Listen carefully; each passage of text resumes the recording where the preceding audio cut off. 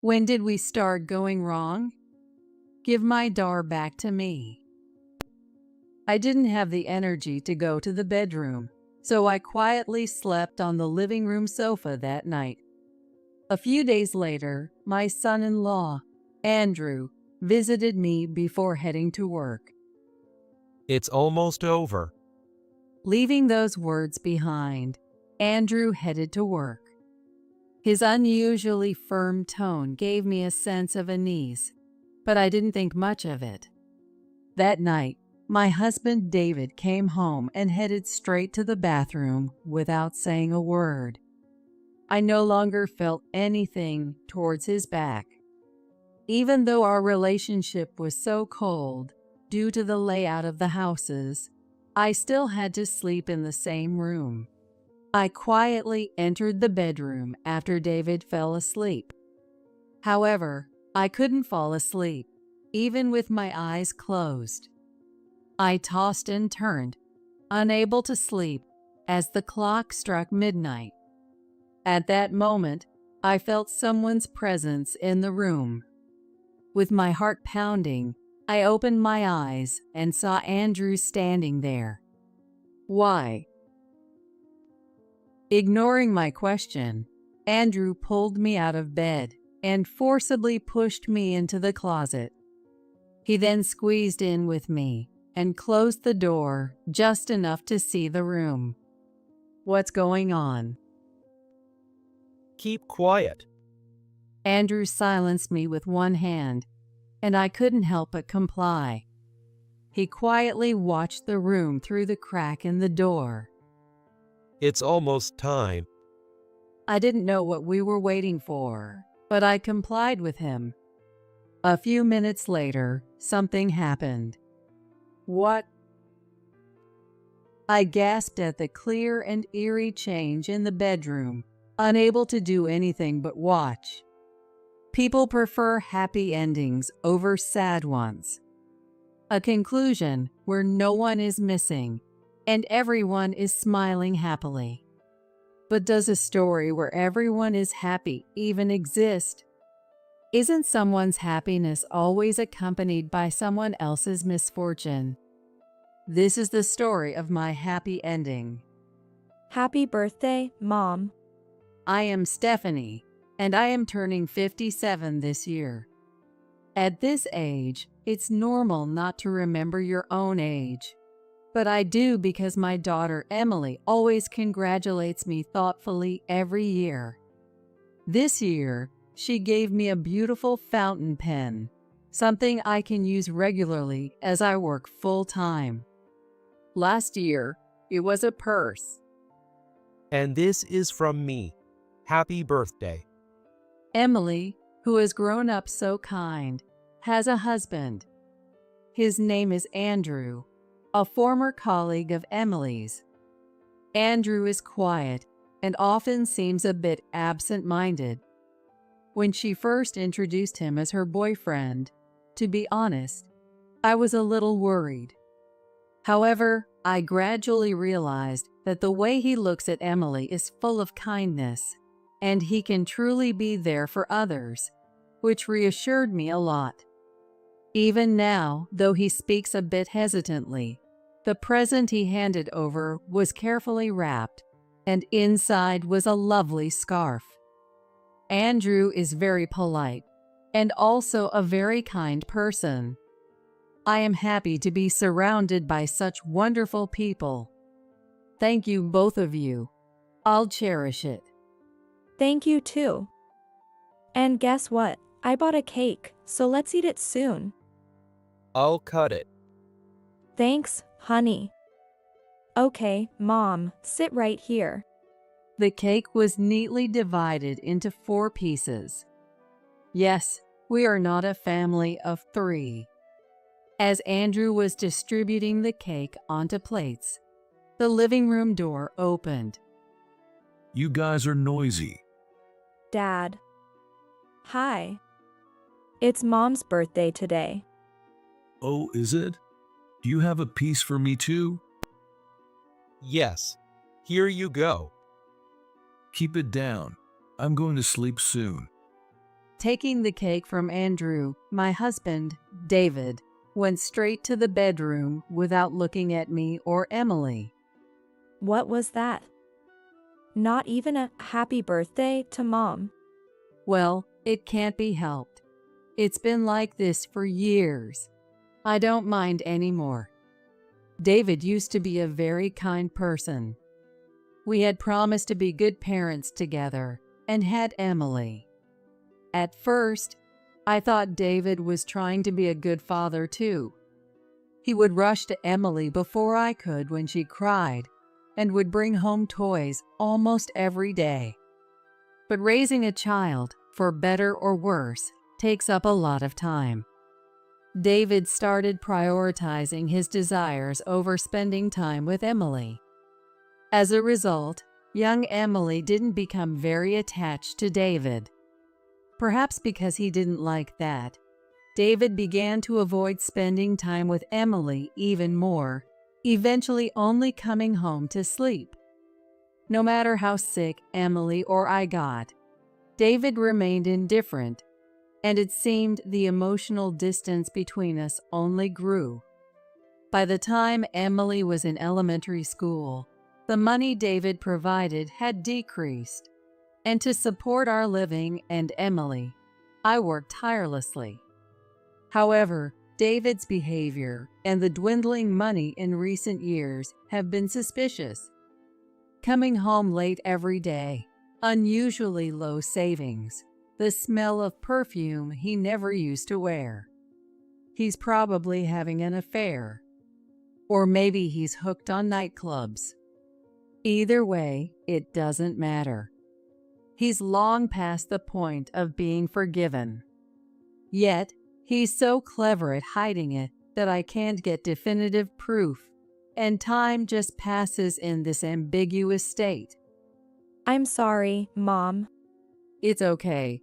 You don't have to apologize. All right. If anything happens, let me know right away. Well, I think we should get going. Thank you for having us. Sure. Take care. I quietly sighed as I saw them off at the door. We currently live in a separate house on the same property. When Andrew, who had no family, came to live with us as a son-in-law, we decided to build another house on our property, considering David's situation. Even so, we still have dinner together in this house, and we spend more time together than with David. We're so close that I feel there was no need to build a separate house.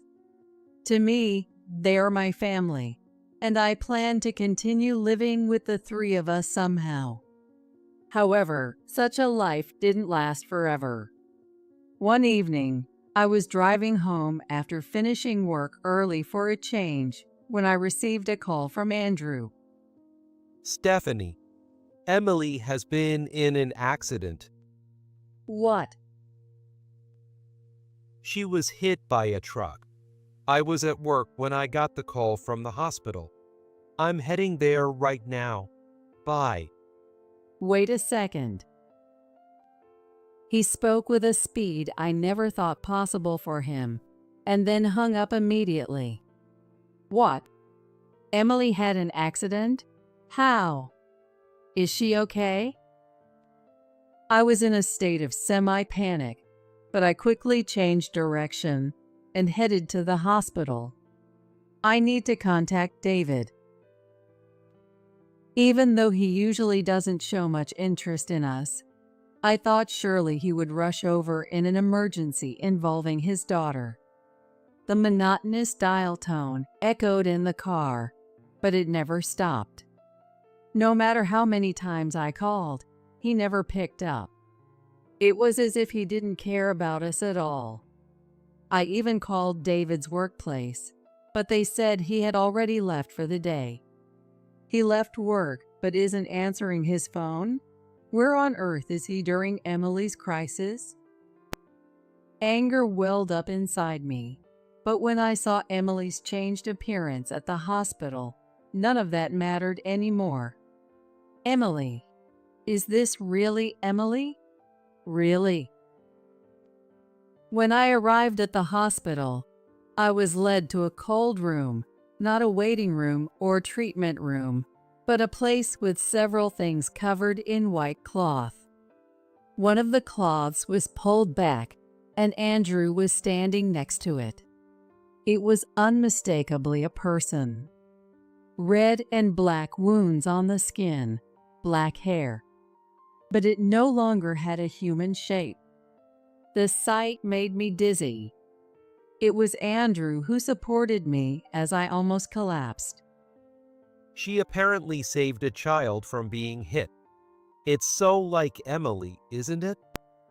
His hand, which was supporting me, was terribly cold, and his voice was filled with a pained, bitter laugh. That form, barely recognizable, had half of its face intact, making it painfully clear that this was Emily. But if I looked just a little away, what should have been there was missing. While the police officer explained the situation calmly, I couldn't stop sobbing. Why did it have to be Emily? Emily did nothing wrong. Why take her from me? My emotions were in turmoil, and I was so distressed, I couldn't understand what I was saying. But there was nothing else I could do. I felt that if I didn't let out all the tears and emotions, I would lose myself completely. Andrew gently held me, his face contorted with frustration. He occasionally sniffled too. Andrew, who is much younger than me, is trying so hard. What am I supposed to do now? Everything felt meaningless. What happened next was over in a flash. The police investigation found no foul play. It was just an accident, and Emily was hailed as a hero for saving the child. The funeral was incredibly large, and it was quite a challenge. As her mother, it made me a bit happy to realize just how many people admired Emily. Andrew seemed to feel the same, looking somewhat proud. However, during the funeral, there was no word from David. I informed him of the situation only after everything was over. I called you multiple times, you know? I spoke to him as he silently walked in through the front door. David looked a bit surprised as he turned to face me, since I hardly ever spoke to him. There were traces of bright red lipstick around his mouth, which made me feel disgusted. But what did you want? What were you doing? Work. Don't answer a question with a question. So, what did you want?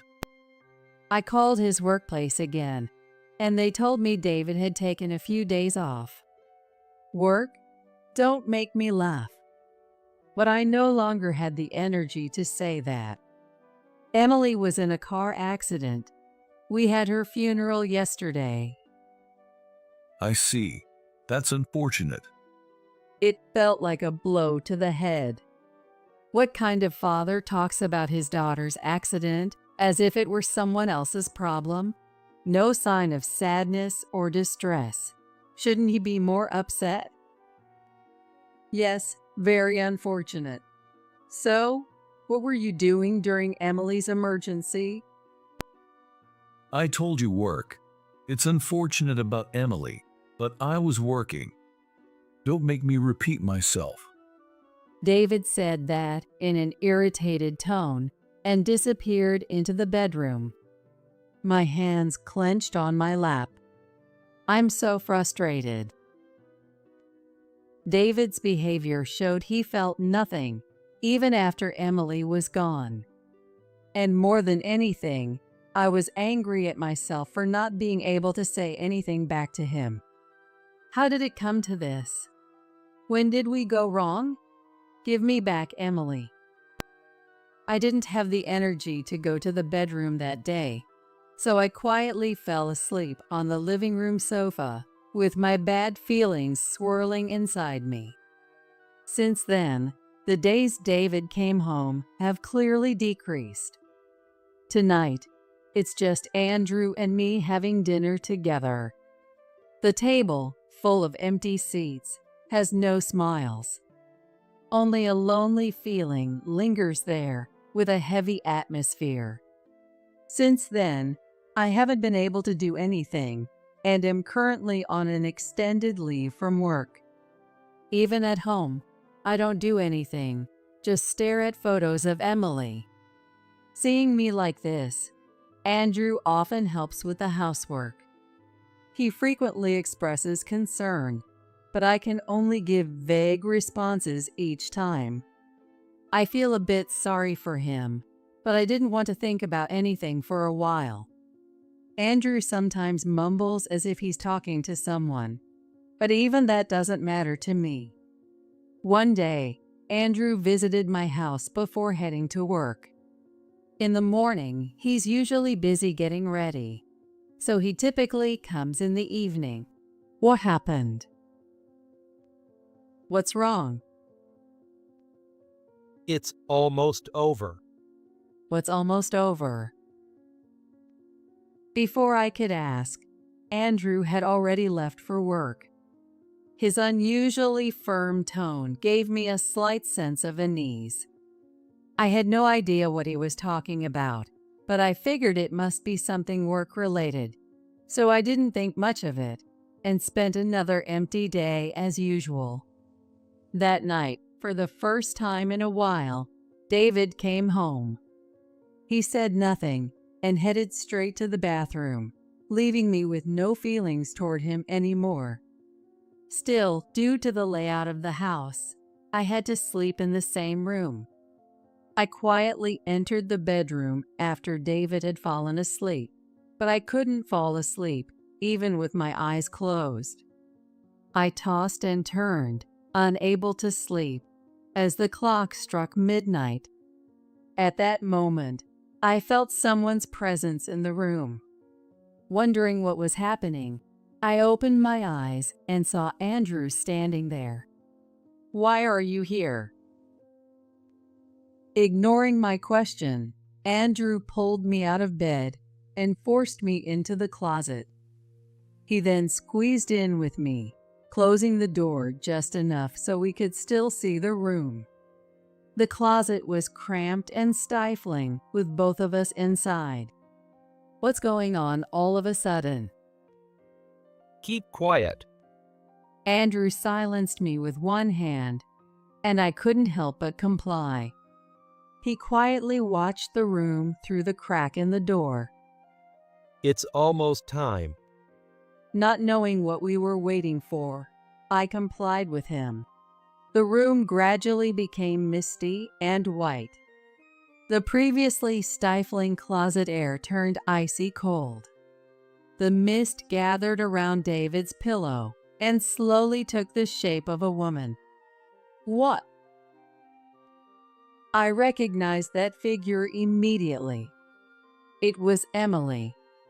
Though not a clear image, I knew it was her. This mist was definitely Emily. As I almost gasped, Andrew covered my mouth with his hand.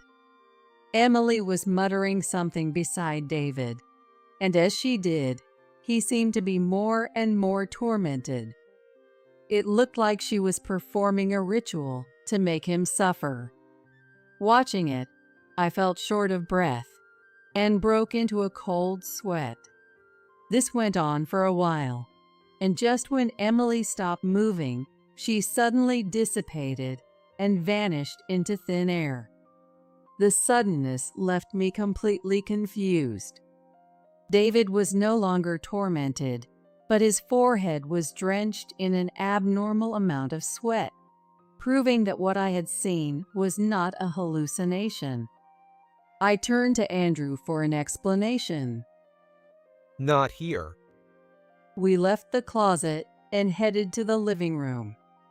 That was Emily, wasn't it? Yes, it was Emily, or more accurately, something like her lingering thoughts. Lingering thoughts. Yes, when someone leaves something unfinished in reality, they can linger like that. How do you know that? I've been able to see things like that since I was a kid. Andrew explained that he had always had strong spiritual sensitivity and could see things in daily life that others couldn't. This often made his days exhausting, and he apologized for sometimes seeming distant because of it. Apparently, Emily knew about this and was even more drawn to Andrew because of it. It truly felt like something Emily would do. She was always such a curious and fascinated child. I avoided people because I thought they'd find me creepy for having this ability. But Emily accepted me. So, I decided to stay by her side forever. Andrew looked nostalgically into the empty space. There was nothing there, but I knew Emily must be there, even if I couldn't see her. I had never believed in ghosts much before, but after witnessing what I had just seen, I couldn't help but believe. When Emily was gone, I couldn't sleep at all that night. But I felt her presence. At that time, I couldn't see her clearly yet. I see. But after a while, I started seeing her clearly. Now, we can even talk. The times when Andrew seemed to be talking to someone, it was with Emily, whose thoughts had lingered here. It's not just watching over, but actually talking to her. I can talk to Emily again, who I thought I'd never speak to again. But no matter how hard I looked, I couldn't see Emily. I was very envious of Andrew's ability. Did Emily say anything? The first thing she did was apologize. She said she was sorry for leaving so suddenly. Emily, it's not your fault. You did nothing wrong. You are a hero who saved a child. She was very worried about you, Stephanie. She wanted you to recover soon. There was no way I could recover. Emily was everything to me. She was my reason for living, my only family. And she was very angry at David. That's why she acted like that tonight, to express her anger. I'm sorry for scaring you. I see. But why did you put me in the closet? Honestly, spirits and lingering thoughts are unpredictable. I was worried that Emily's negative emotions might affect you. I understand. It did feel a bit suffocating. Did Emily have something to do with David coming home suddenly today? Yes, Emily did something. I'm not sure about the details, but spirits are mysterious, aren't they? Andrew shrugged his shoulders. I had many thoughts about David and always wanted to confront him. Maybe now is the perfect chance. It's time to settle things in this broken family. Andrew, do you have time tomorrow? What? Oh, yes, I think so. Let's put an end to this. I want to have a proper talk with David. Do you think Emily will join us? She's nodding and smiling widely. She probably has a plan, though I don't know what it is. That's a reassuring ally. Well, let's get some sleep now. All right. Oh, and one more thing. Emily really cares about you, Stephanie. So please, don't overdo it. I understand. Good night. Andrew, and probably Emily too, went back home. I didn't want to return to the bedroom, so I lay down on the living room sofa. Unlike earlier, I quickly fell into a deep sleep. Despite the uncomfortable sofa, it was the best sleep I had in a long time. The chirping of birds woke me up. Pleasant sunlight streamed in through the gap in the curtains, making it a very pleasant morning. As I sat there for a while, lost in thought, I suddenly heard a scream from the bedroom and the sound of heavy footsteps running. Stephanie, I was wrong. I've been cheating all this time. I'm sorry. Please forgive me. David burst into the living room and immediately apologized with great urgency. I was stunned by the suddenness, but I guessed that Emily must have said something to him in his dream. Why did you do it? After Emily was born, you were always focused on her. At first, I was just messing around to get back at you, but then it got out of hand. I see. I'm really sorry now. I'll never do it again. Emily made me realize. Let's start over as a couple. David's voice was on the verge of tears. A grown man crying and pleading over his own mistakes was pathetic. It's too late. A man who was cheating even at the end of Emily's life. Do you think I could ever forgive that? My voice came out colder than I had imagined as I responded to David's pleading. David flinched, surprised by my coldness.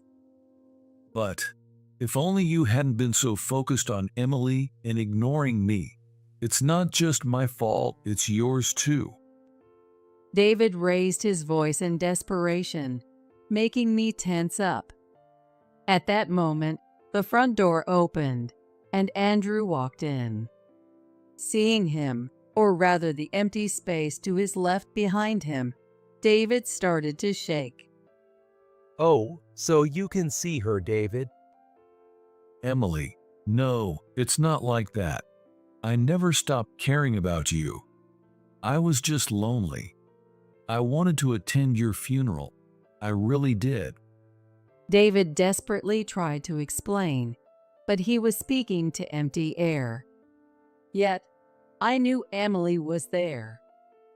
Emily is really angry right now. For Stephanie's sake. I still couldn't see anything, but David's panic made it clear that this was real. But his shallow words won't make any difference. I cheated because Stephanie was always focused on Emily. Emily took Stephanie away from me.